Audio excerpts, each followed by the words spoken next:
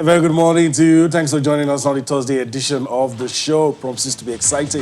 I'm Yemi Adebayo. I am Tayo Salam. It's great to have you join us again. This is what the show looks like. We're starting off with good news coming from women's football in the country. That's because the Premiership is set to kick off on December the 9th. The Premiership, that's the 2020 season, which started earlier in the year, but was postponed for reasons like COVID and other stuff. Finally, we have a new kickoff date, and that's going to be on December the 9th. All right, very good one right there for the ladies. Hopefully all the conditions will be met. Right. And we will be able to have the Women's League back and for us to enjoy.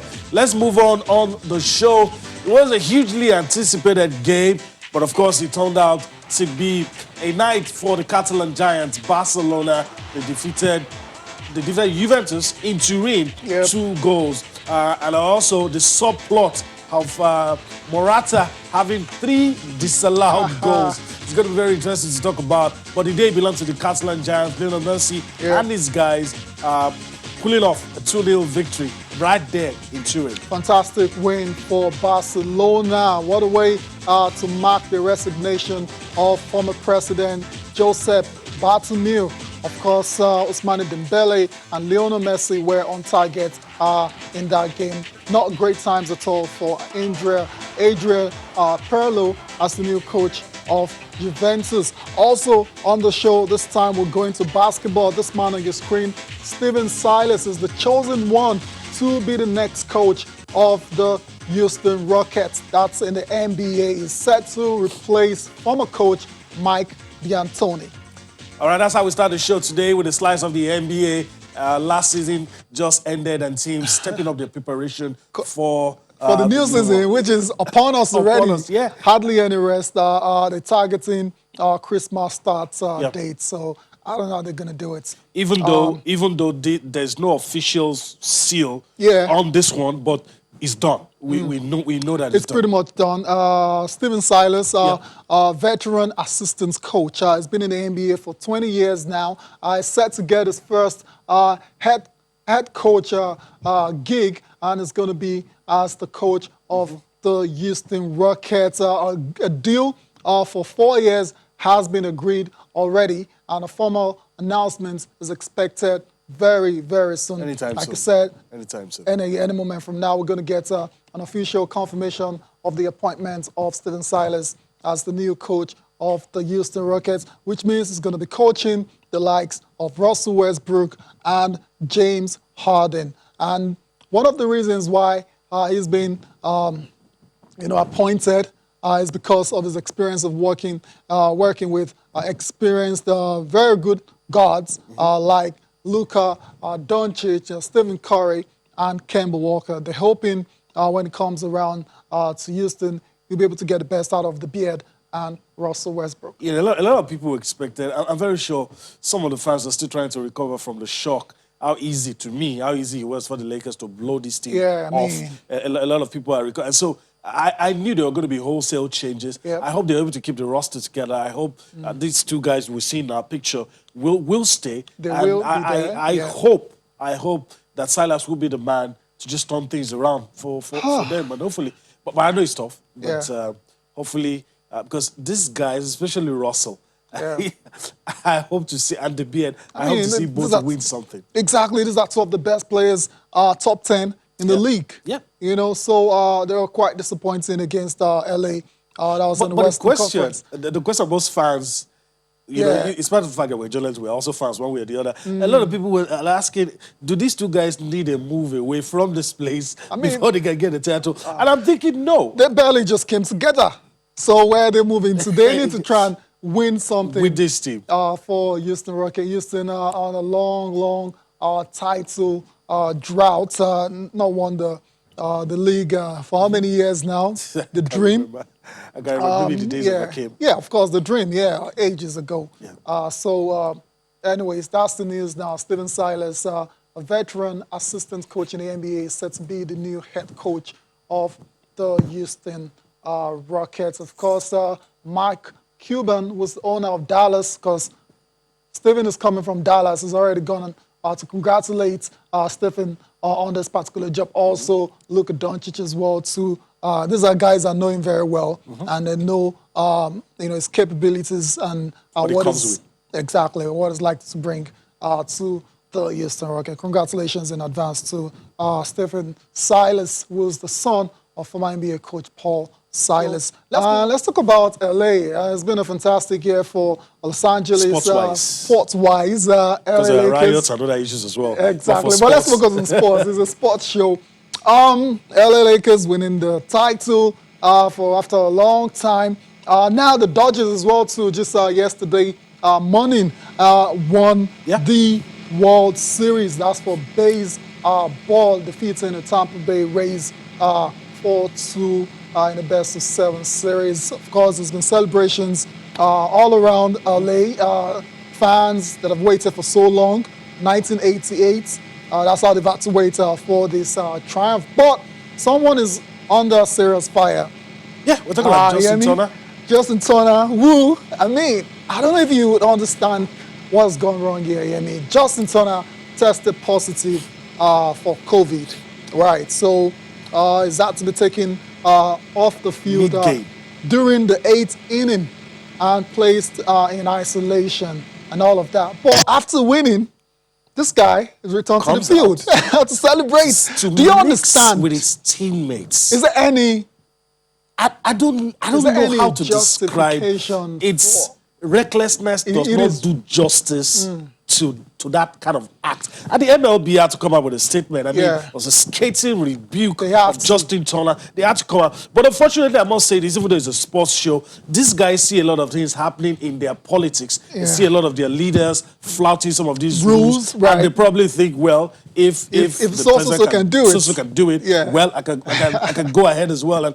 But look, these are people who have families. These are people who you're risking their lives. And although you must question how it was during mid-game that it was discovered that he had COVID. That's a separate issue entirely. But you've been told. I know that winning after a 32-year wait, I know how important it is. But you could sit down somewhere and sip the champagne separately and do all the isolate. Without having to risk danger. Spreading the virus and giving it to others. And what he just did is he turned that celebration to a super spreader event. That's what he just did. And hopefully, I don't know, I hope a lot of those guys don't come down with COVID, but it's difficult because he close contact, celebrated. There probably were hugs, there were high fives, handshakes. It's just sad. I don't know. It's a very delicate one. But still straightforward. You've got COVID, you shouldn't be mixing. You should be self-isolating. Stay away. Simple. No two ways about it. Hopefully he's learned his lessons going forward. Let's go on to motor racing now. Yesterday we talked about Lewis Hamilton looking forward to the challenge of competing in the Extreme E race off-road competition. Of course, not as a driver, but as an owner. Team owner. Exactly. And we also mentioned yesterday there are a few other familiar faces in this competition as well. So his former rival, Nico Rosberg, has got a team for this competition, as well as McLaren boss, Zach Brown. So, I love that. It's good to see Formula One personnel, embracing this Extreme E competition. Of course, it's all about creating awareness for climate change. Challenges with the climate. Exactly. And all that. And the drive. Promote sustainability and all of that. So it's fantastic. We're looking forward to the competition starting still next year in March. But before then, let's listen to Nico Rosberg and Zach Brown speaking ahead of the competition. Can't wait for the first race as well. March, that's when it's going to start. 5 races will be held in Saudi Arabia, Senegal, Brazil, and Argentina, and it promises to be very exciting as well too. Apart from the promotion of the maintaining the climate change issues that we've had and all of that, as a competition itself as well. It's going to be interesting. It's going to be interesting. We've seen some prototypes of the cars as well. They look really cool, and I'm looking forward to this If race you're a next lover year. of Motor car racing, racing, yeah. motorsports, Yeah. I mean, it's part of the added benefit of these guys fighting to save the planet. I mean, that's what they say. That's what they're trying to do. So it's going to be interesting. All right, but let's leave the guys trying to save the planet using the platform they know best, Yeah. sports. Let's come home now and talk about what's happening here in Nigeria, the Women's Football League. Right. The news we've always wanted to hear. The chairperson, Aisha Falode, has always said, look, if they tell us today that we're free to do contact sports, we're ready. And, a lot has come out, and she's put out a statement, we have a date. We have a date already. That's the number one. That's the number one thing that she said. December 9. December and 9. And that's the statement I was so eager to talk about. But let me just quickly read it out to you. Aisha Falode, the chairperson of Nigeria Women's Football League. She says, commencement of inspection of facilities submitted by the teams will be inspected as part of the activities to be embarked on by the NWFL. If teams don't have acceptable pitches, they will be advised to get good ones. If not, a decision will be taken swiftly. Before the commencement of the Premiership, clubs are expected to meet all guidelines in terms of COVID-19 protocols, player licensing, DTMS, medicals, and insurance. A statement coming from the chairperson of the Nigerian Women's Football League, Aisha Falode. So I'm excited.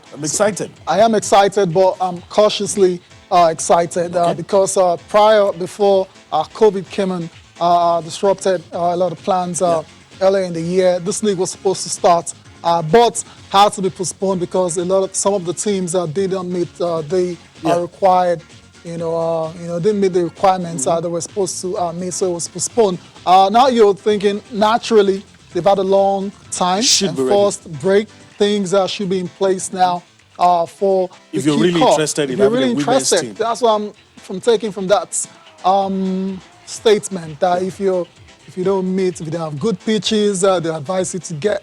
And you've had enough time to put a good pitch in place and other things as well. So I'm hoping by the time they commence the inspection, everything goes according to plan, and we can start the new league. If that hurdle is crossed, then we're going to have all of them. And this is what week 1 will look like. Yes. Hopefully we won't have any team. No postponements. Not participating for one reason or the other. So there you have it, week 1. That's why FC, that's the women's, that's why Amazons, I think, will be up against FC Robo. Right. Adamawa Queens up against Rivers Angels. Confluence Queens up against Ibom Angels. Dreamstar Ladies up against Queens FC. Then you have Bielsa Queens up against Pelican Stars. I mean, this one shapes up to be a tough encounter. Then the Queens up against the Royal Queens. These are week 1 fixtures. I think it's manageable. I think it's workable if all teams are able to meet the conditions, meet the requirements. I mean, let's just have this. Let's play it. And look, all these requirements are easy to meet, and I agree with you. If you're really serious about having a women's team, you should have done all of this since by now. Yeah, you should have. So fingers crossed. Hopefully, the kickoff for the Nigerian Women's Premier League starts on December 9, and all the teams you just saw are able to participate in it. So that's it for Nigerian women's football. We're not leaving women's football just yet. Quickly, I think we'll come back to it. When we come back, we'll still talk about what else is happening in women's football. There's a star, an African star, doing great things in the Chinese Women's Super League. Join us again.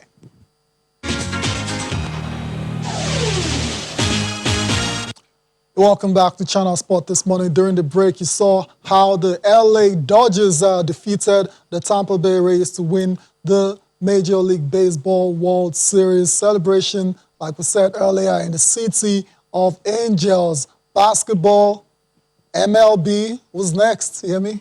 NFL. Who knows? But it's been a good year. Yeah, fantastic year. Fantastic. With regards to sports, though, the Americans have everything has been affected by COVID, but for those guys, it's been a good year. Fantastic soccer. And they could still have more for fans. I mean, they've not had a lot to celebrate. Sports has just been that, that shining light I think for basketball was 10-year wait. Exactly. For this one was 32. 32. So, yeah, congratulations once again to the fans of LA Dodgers as well as the LA Lakers. Of course, you can be a part of the show by sending your tweets towards the channels _sports, whatever it is you want to tell us about. If you're a Houston Rockets fan, well, what do you think? What do you make of the appointment of Silas as your new head coach? Champions League night as well. Barcelona fans, are you happy? Of course, I want to believe you're happy with that 2-0 win over Juventus in Turin. Are you thinking now that perhaps Messi will stay on at the end of the season? Yemi, Barbara Abanda, let's talk about Barbara Abanda quickly. We've seen, African women's football in the last couple of years, you have to say, has been on the rise. We've seen Asisa Oshola going from China back to Spain, doing amazing things. Another player who's repping very well for the continent is Barbara Abanda of Zambia. Fantastic player who ended up as a top scorer in the Chinese Women's Super League with 18 goals in 13 games for Shanghai Shengli. I mean, that's a fantastic record. 18 goals from this 20-year-old. And what she's decided to do now is go back home to Zambia and try to inspire the young generation and let them know that they can actually achieve what she's done or even go on to surpass it. And this is what we want from our sports stars from the continent. Go out there, shine, come back home, and try and inspire the next generation to probably take over from you. When you, if an African woman does well in China, is the equivalent of a pro footballer doing well in mainstream Europe. Fantastic. Because the Chinese ladies are a superpower, well-organized league. True. So just to put that in perspective, it's no mean feat what Barbara has achieved. And I'm happy she's giving back to the community where she came from. She's going out there and seeing how to help. The thing that I want from these professionals, of our own structure is that, look, don't just help these ladies grow. I want to see some of them get involved in the administration because these girls know how it feels. They feel the pain, So, I mean, I don't want a situation where the only thing we think about is how we can take our girls out. How do we even develop the continent as well? It's something that should be looked at. But let me not get ahead of myself. Super necessary. This is a start. It's a start, Yeah, exactly. Step in the right direction. Absolutely. So let's listen to Barbara as well as some of the other beneficiaries, a player as well as a coach of women's football in Zambia. Yeah, I stood out, but it's not that I'm the best, but I think it's the effort that I'm putting in as myself and my talent, what I want in life. Because talent can be there, but if I'm not determined, then I can't go anywhere. So I have to work extra hard for me to be there. It takes someone to be disciplined. That's the first cardinal of a player. I've been watching her like for the past, maybe it should be 6 months. It inspires me a lot. She's strong and courageous, and even her kind of play is just amazing. Having players like Barbara who have come out and shown that they can do it inspires a lot of players that we're coaching right now. So even having her right here at the pitch is a big inspiration to the team because the girls are now having a focus. At least they have a dream and they've seen another girl achieve it. So their performance even increases because they want to be like Barbara. Yes, I want to be like Barbara or even do better than Barbara. That's what the women's football coach is saying there, which is fantastic. A lot of talents in Africa. When it comes to football, I keep saying that over and over again. Everywhere you go, every street, every corner, you see football and talent, male and female. So, and here's the painful part. Most of these girls we're talking about, you can call them late bloomers. These are people who probably saw the football, first time seeing football 8-9 years, and they still catch up. That's what really amazes me. That's talent at work. I mean, that's talent at work. What if they start well and enough structures? What if they start at 5 or 4, Proper clubs, proper institutions. The sky will be their limit. Yeah, sure. All right. So Let's leave it at that, and let's come home where probably to the end of this segment, we'll talk about a lot of things happening here in Nigeria. Let's talk about somebody that we all love, Chika Chukwumerije. Nigeria's only Olympic medalist from the Olympics.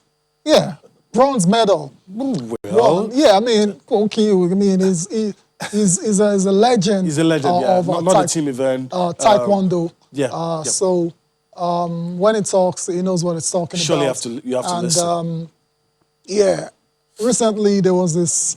The sports ministry. 60 icons. Yeah. Right? For to mark the Independence Day celebrations, yeah. he was there. He had a couple was one of the things recipients as well. Yes, he was one of the recipients, but he was taking it a step further and telling them, look, it's good you're celebrating us, but there are these are the things I think you can do. Celebrate us while we're alive, look into our welfare. In fact, let's just listen to what he had to say. He offered advice for people handling sports in Nigeria, how they can make the welfare of these athletes their priority and how they can also help them while they're still here. Ministry has said that this is not the last of it. They're going to try and include everybody and to also use this award as an inspiration springboard to our athletes coming up, for them to keep working harder, for them to keep putting in the hours. Lastly, to encourage the government to also look at the welfare of the heroes, the welfare of the athletes coming up. So recognizing them and giving them rewards is a critical pillar. But other critical pillars are also to watch for their welfare, to make sure they get more exposure, more training, more international competitions, and focus on critical areas, the coaching, the referees, all the support structures. So definitely we're very grateful for this, and we hope that this is a first step towards more good things to come. All right, welcome back. I was Chika Chukwumerije. I mean, saying it the way it is. All right, let's go straight to our man, Austin Okonakpan. He joins us now on the show. Austin, good morning. It's nice to have you join us again.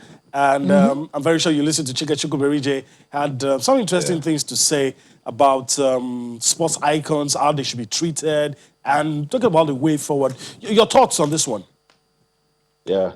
Good morning, Yemi. Good morning, Tayo. Good morning to our viewers. Yeah, good morning. Chika Chukwumerije said everything we've been saying on our different platforms about players' welfare, which is very, very important to the life cycle of keeping an athlete, and even when they are done, because it's the welfare that you put in place that will still make them relevant. We've talked about a lot of times having pensions for our athletes so that when they're done with their careers, they can have something to fall back on. Welfare is everything. When they're active, it's that good welfare that you put in place that will motivate them towards doing more. And Chika Chukwumerije understands it, because he got a lot of support from his dad while he was active. And, that was what was able to, push him to have the sort of career that he had, and it's just something he does, guys. If you take care of an athlete, it's like you're building a foundation. So a time comes, he now knows that he has to also take care of himself. So whatever platform base you create, that is what is sustained.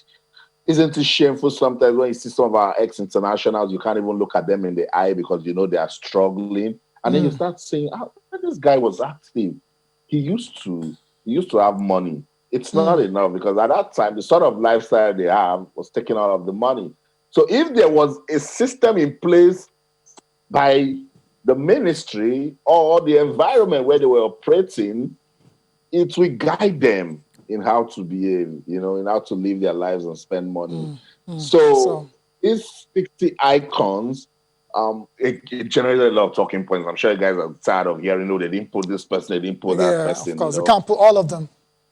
It was just 60. And we know Nigeria is a football-loving country. So you'd expect 80% to be footballers, and that was what it was. But yes, we have some other persons like Chika Chukwumerije that has done so well with Taekwondo. I've got a lot of former weightlifters call me and say, Austin, you mean they can't even put just one weightlifter? Chika is telling us this is distractive. They've celebrated 60. there are still pertinent issues that we have to Right. tackle, that the ministry must look at. Let ministry not think that they have celebrated 60 icons to And that's the end commemorate of it. independence, and that's it, and we've done everything. Chika is saying welfare is very important.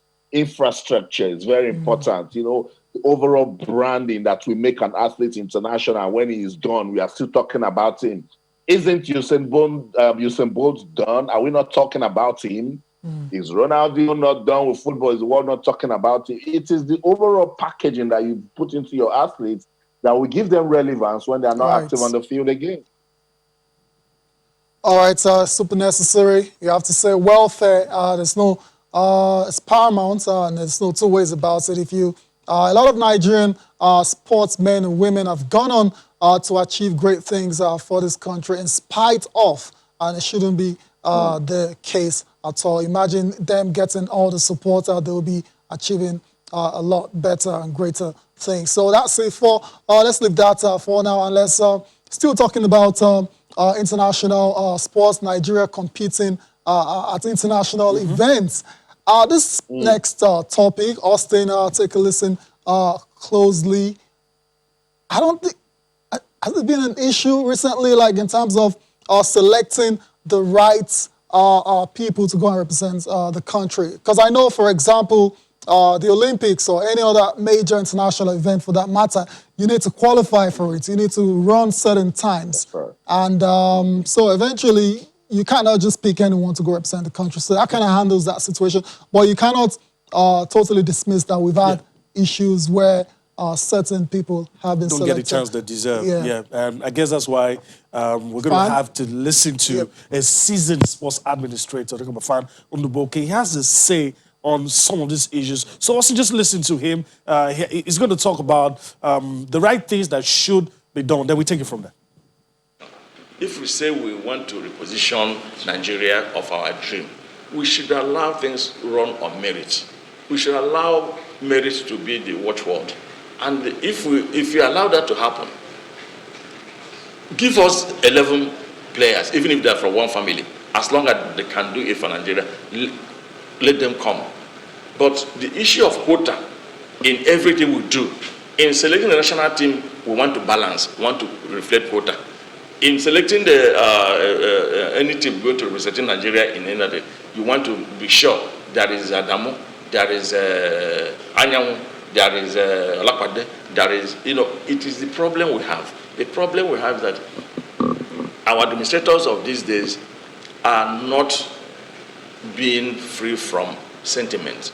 They are not allowing merit to dictate their selections. That is a major problem. The major other problem is funding and the economy, of course. There's no way sports can thrive outside the environment in which it operates. We have a country that the economy is comatose. And in those days, when the private sector was getting involved, there were industries. Michelin had a football, the Nigerian Bank had a football team, Leventis had a football team. You can see some individuals, MK Abiola had a football team, Chief Emmanuel Iwanyanwu had a football club. You can name them. They were all there because they could support. They were bringing in it. But today, can any Nigerian really say, let me put my money? And if you are putting in, what kind of administration are you going to get? So people don't want to put their money where they would only get embarrassment. Where would they get scandals? All you hear about our sports is about scandals, scandals, scandals. And this is about the image of the corporate organizations that are trying to help. So you can't ask a corporate organization to come and support you. Meanwhile, all you get is bad publicity. That is not what they're investing their money. They didn't invest their money to get bad publicity. All right, that's it. Well, also, let me come to you. We're pressed for time, and I know you've listened to him already, but I quickly want you to talk about two things. Slight deviation from the things we'll be talking about. Let's talk about Israel Adesoya's desire to move up on the ladder and change his category, and also Anthony Joshua, some of the things he's been involved in recently. So Austin, just to situate it properly, Israel Adesanya is looking to challenge Jan Blachowicz for the light heavyweight title early next year. So he wants to move from middleweight to the light heavyweight. What do you make of this? You think it's too soon, or you think it's taking a major risk? It's a risk, but Tayo, being a champion of life itself, it's a risk. Right. It worries me, seriously, maybe because of the sort of relationship I have with Israel, and again, he's full-time Niger boy when he goes out there to fight. It's tough. The light heavyweight title, you know how tough that division is. I think that he likes what he has seen. He likes the offers that they've been giving him.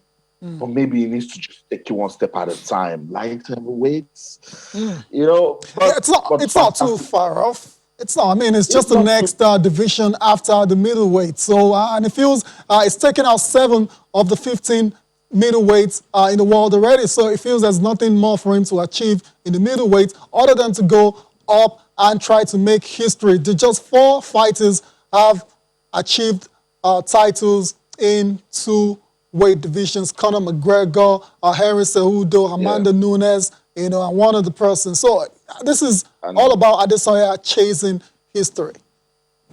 That's what I'm saying. So sometimes when you're chasing history, you need to be sure if it's what you can catch up with. You know, I'll stay in that division and then probably even retire a champ. I've seen several fighters do that too. But yeah, it's just a step above the division that is fighting, which is the middleweight. Let's see. You know, Israel has really stunned a lot of people because of his size, you know. So even if he's stepping up now, he's not going to, you know, be as big as some of the other guys. But the UFC is a combination of strategies, a combination of tactics, and I'm sure weight division also plays a part in you preparing. So a champ is a champ, but are there risks to it? Yes, there are risks to it, and a lot of persons know Israel boy, and he comes out there and does his Niger thing, and a lot of persons don't like it. So that's the problem anyway. We can only wish him well. I just hope that right decision, and then let him go out there and keep doing what he's doing. Yeah, I'm not betting against Israel Adesanya against anyone right now. He's that good, you have to say. That's why he's unbeaten. He's unbeaten for a reason. Let's move on to another Niger boy doing, Nigeria proud. He doesn't hide it at all. Anthony Joshua is in camp and getting ready for his title defense against Kubrat Pulev. But then he has other things he's keeping an eye on. You want to give us updates on that, especially as regards Nigeria? Yeah, you know, Anthony Joshua has not hidden his love for Nigeria. I saw the way you tried after you said Nigeria boy. There's a love for Nigeria. Anytime you see Anthony Joshua, he's not ashamed to let you know he's a Nigeria boy. I remember the first time I met him at the Rio Olympics. I just had the Nigerian muffler on my neck. He was on the other side of the road and he yelled, "Nigeria boy." I turned, I was like, that's the champ. That's Anthony Joshua, you know. And I crossed the road, went to him, and we had a good conversation. And he remembered when he was fighting Eric Colena, I was at a press conference in London. He was the one that called me. He sat down there and said, Austin, my Niger boy. You know, so he's a wonderful personality. He's getting ready to fight Kubrat Pulev at December the 12th. But let's rewind time to tell you how much love he has for Nigeria. And he has been showing it, you know, comes into the ring with Nigerian music. When he met the president in London, he dobaled, he went straight to the ground to greet him, showed him enough respect. Has so much love for Larry Kundayo, and any Nigerian boxer that is doing so well in the UK. He's been a good role model to them, and that's his own way of showing that he's not ashamed of association with the Nigerian brand, and we love him so much for that. That's why we've been supporting him. So Larry Kundayo was in Nigeria last year, you know, I'm sure he was in our studios, you know, to talk to us also. So he went to Mushin where he grew up, you know, to encourage the guys there. And he said Anthony Joshua had been a major influence. And I don't know if we have the visual, we could just show it so our viewers could see. And right there, he was telling the crowd to appreciate Anthony Joshua. So they all started yelling Anthony Joshua. When Anthony Joshua saw it, he was so moved. And he went on Instagram and he said, "Thank you, Nigeria. Thank you, Mushi." And these are the times where the world needs love and peace, togetherness, what COVID-19 has done. So Anthony Joshua told Larry Kundai and some of his team that he wants to show love to that community emotion. Austin, I got to pause you. I'm enjoying it. Yeah. Honestly, I am. But I got to pause you because we need to go on a break. And when we return from that break, we'll take it off from where you left it off. Let's just go on that break and come back for more sports this morning.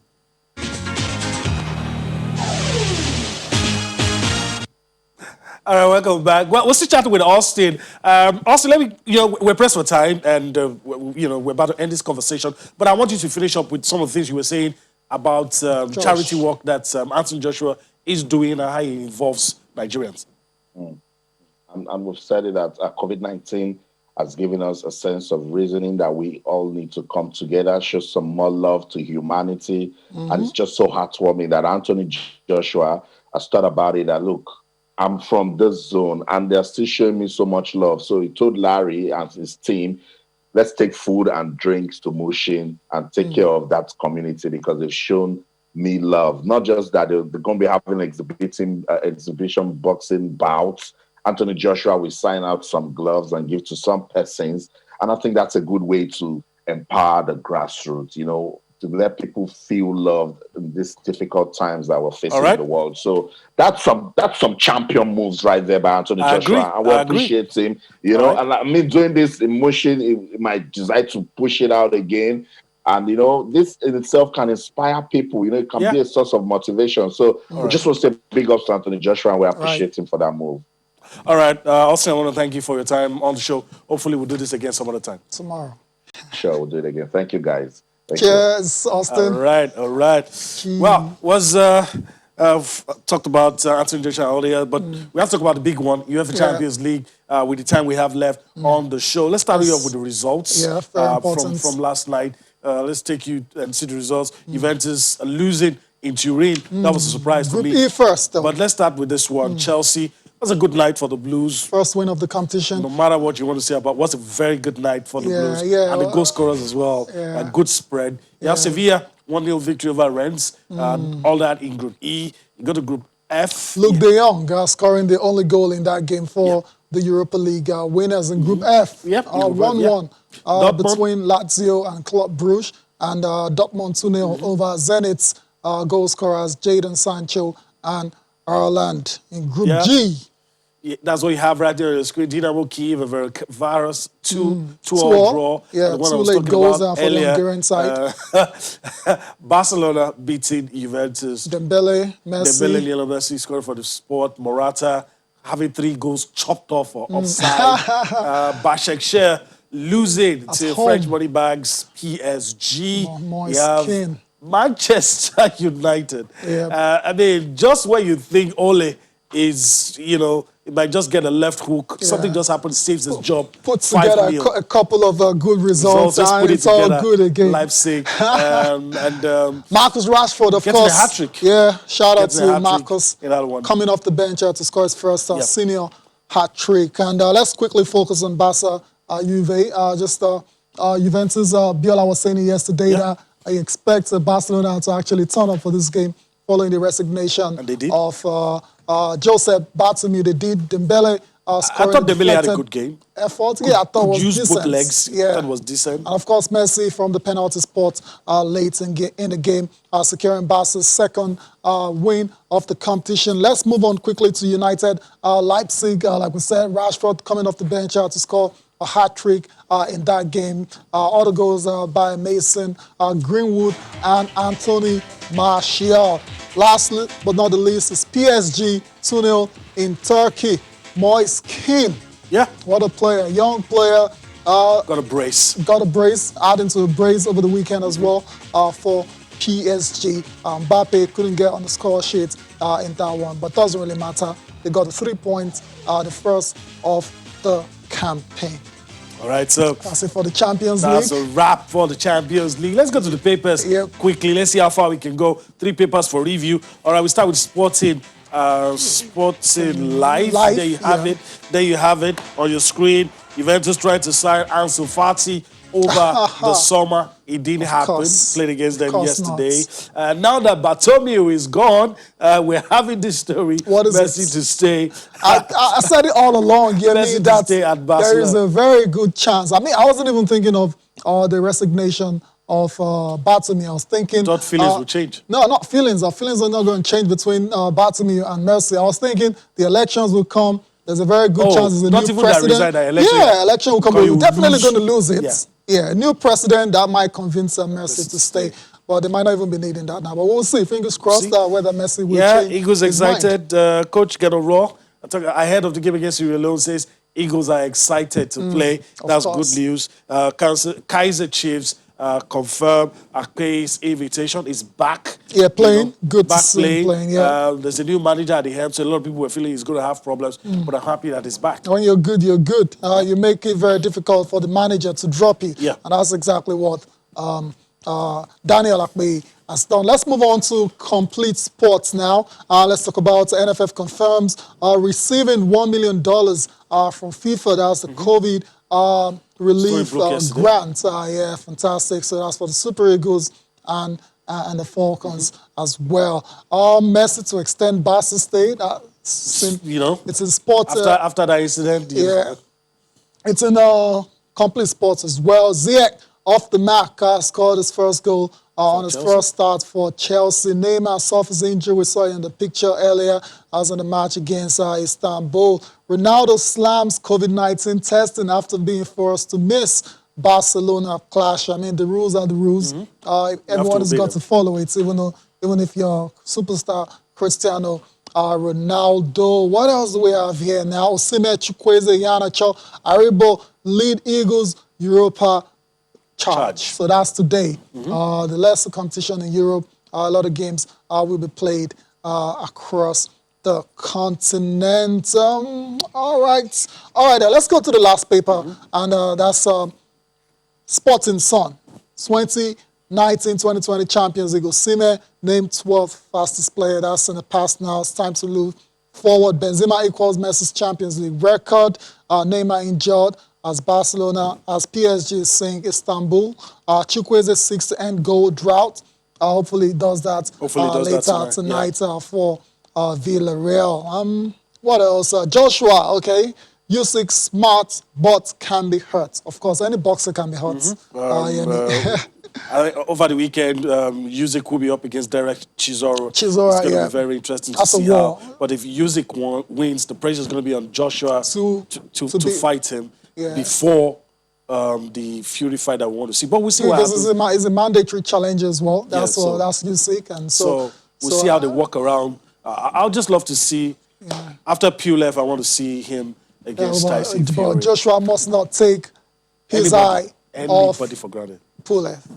That's a very tricky fight. That's December 12th. Yeah. All right. That's a wrap on the papers and a wrap on the show as well. Thanks for allowing us to be a part of your day this morning. We'll be back here again tomorrow to do what we love doing best, which is talking sports. Right. I'm Yemi Adebayo. Bye-bye now. I'm Tahir Salam. Thanks for watching. Enjoy the rest of your day.